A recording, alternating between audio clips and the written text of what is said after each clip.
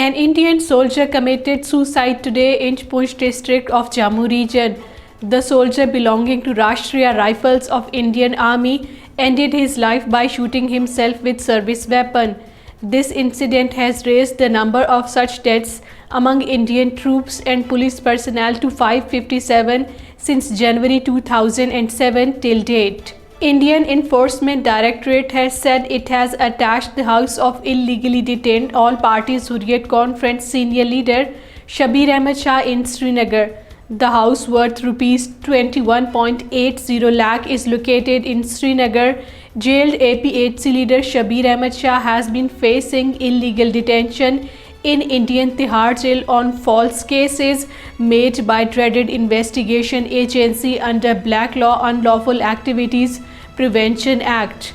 President of All India Kisan Sabha Dr. Ashok Dhawale has said that the RSS-backed Hindutva government of India took the decision of abrogating special status of occupied Kashmir on 5th August 2019 on communal lines, and since then the Kashmiri people are facing gradual disempowerment.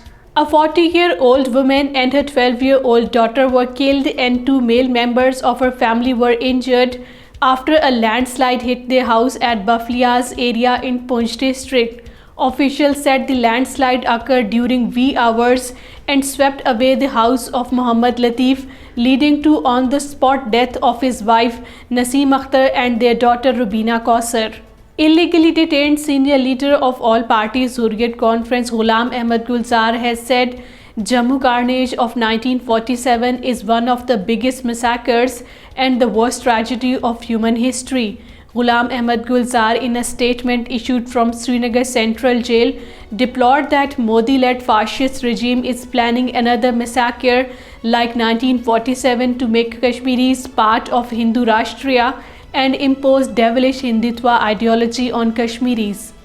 Indian police arrested All Parties Hurriyat Conference and chairman of Jammu and Kashmir Tehreek-e-Shabab Muslimen Molvi Bashir Ahmad Irfani in Sopore town. Molvi Bashir Ahmad Irfani was arrested during a raid in the town yesterday. The Jammu and Kashmir Tehreek-e-Shabab Muslimen spokesperson, condemning the arrest of Molvi Bashir Ahmad Irfani, reiterated to continue the ongoing freedom struggle.